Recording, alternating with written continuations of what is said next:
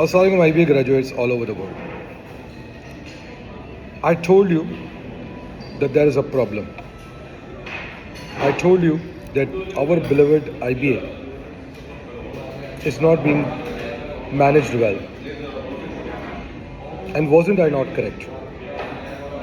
The fiasco which has occurred in the last 72 hours, where the election could not have been managed properly, was a proof of what I have been contesting for the last few days. This has been my one-point agenda as part of my election campaign. I did not give you a long list of promises because I know all of these promises becomes irrelevant if right people are driving this institute.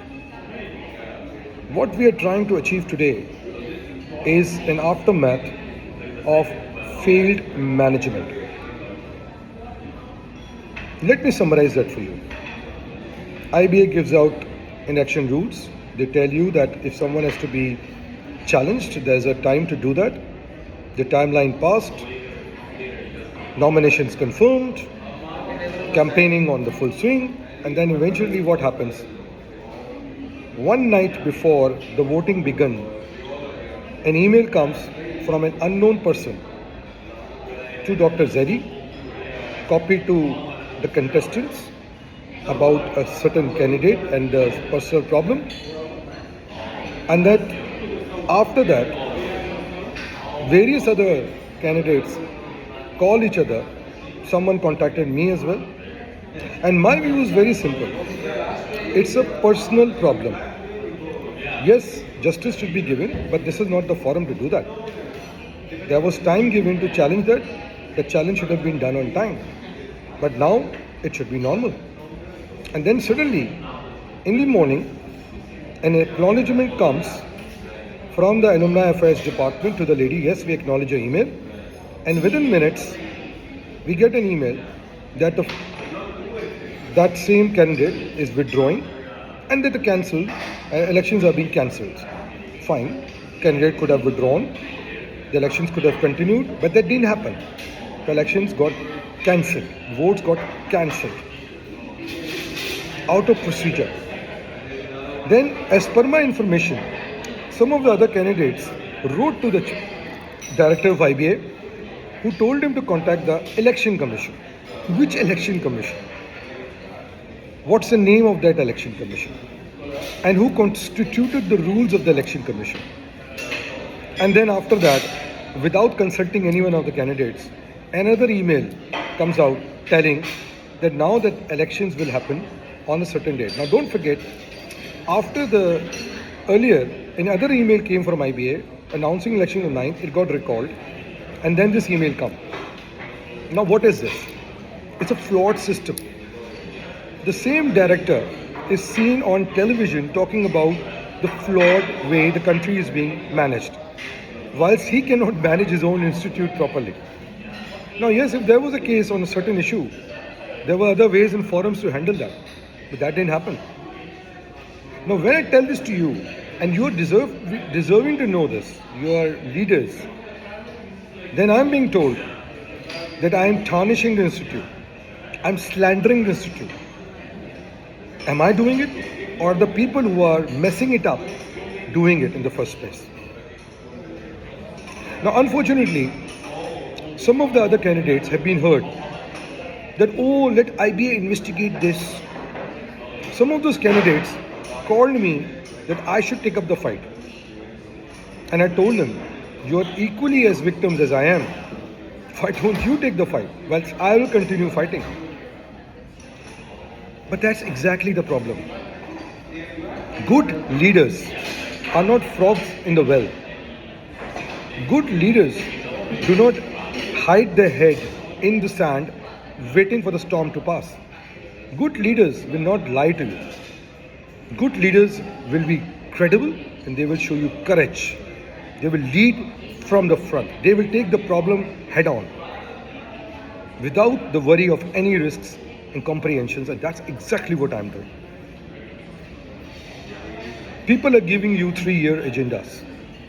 But if they cannot stand up to this problem, some of these candidates could be leading as well. Well, I am very positive that I was leading as well. But even then, in that situation, they accepted the status quo. Now, think of it. If they cannot challenge a representative of a politicized board on a basic issue which is their right, how will they be able to represent you at that board level? They will not be able to do it. And you can very well see that I'm the only one who's doing it without the concern of any consequence. People say that this is my self-ambition. I'll tell you my ambition. My ambition is a promise to my dying mother that I will make this country great again. My ambition that my country and my province and my city prospers. But before I do that, my ambition is to make IBA great again. Now, this is not only my institute. This is your institute as well. Now, keep one thing in mind. I have 3 degrees. I am an engineer who did an MBA. I'm a chartered insurer. My bread and butter doesn't depend on IBA. But there are many of you out there whose bread and butter is dependent on the degree of IBA. And there are many of you out there whose careers will be dependent on this IBA's degree. Now, if IBA's degree's value goes down, all of you will go down with it. Now, for those people sitting at home doing nothing, it doesn't matter for them. But it should matter for those, for them, for whom IBA's degree is important. Now, leadership is about telling the truth, and that's what I have done. Is this not a reflection that this is a failed system right now, what we are facing?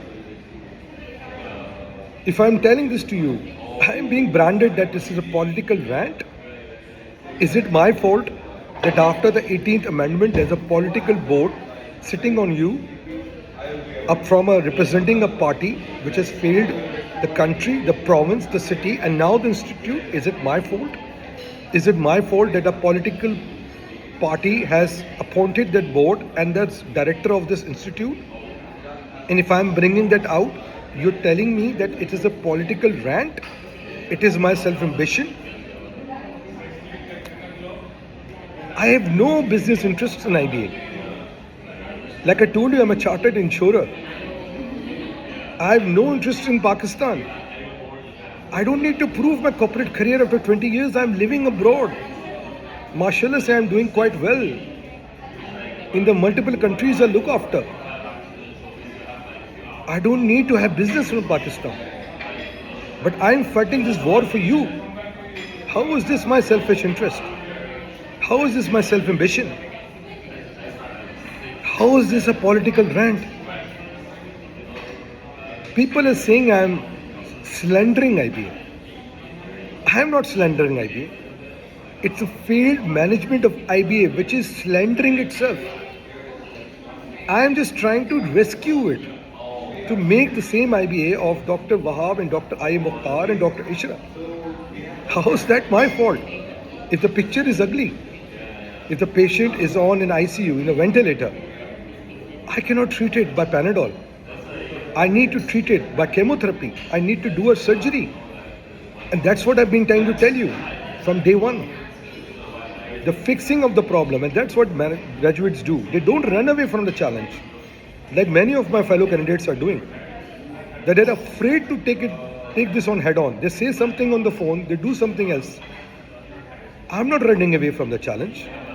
I'm picking up this fight and I take this fight. One last thing. People tell me, where is my campaign? This is my campaign. Understand one thing. If you guys vote for me and I have your mandate, I can use that mandate to talk to the right people in echelons of power that 22,000 IBA graduates have backed me to win this board back. And trust me, this does not only make IBA great again, I can assure you it will revive the educational system which has been hijacked by political parties after the 18th Amendment. You are sowing the seeds of something which will benefit the country and the nation. This is not my selfish agenda. It's your agenda. It's our children's agenda. It's a posterity's agenda. It's your relatives' agenda. It's a city's agenda. Don't brand me like that. Now, like it or not, I'm the bully you need in that fight. Because you're fighting with bullies. People complain that my style is very aggressive. Yes, it is how it has been. But this is the style which I've had for so many years, which has helped me professionally and otherwise. I'm not changing that style.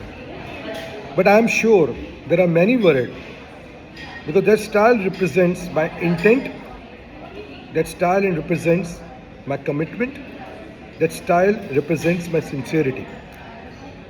I'm not going to change it and lie to you about something which is not there. So let's fight this battle together. Instead of worrying about my style, my unnecessary submissions, don't worry about people doing these rants against me because I did not smile at them at IBA properly. I did not say hello to them many years ago. But let's agree on one thing, that I was right and I am right. If these elections and when they happen on the 9th, vote above caste, creed, symbolism, procrastination, prejudice, that I am not belonging to a hostel or not, city or not, community or not, sect or not. Vote from here and here. And when you put this all together, the answer is very clear. Vote for Danish Kazi. And let's make IBA great again. Pakistan Zindabad. Allah Hafiz.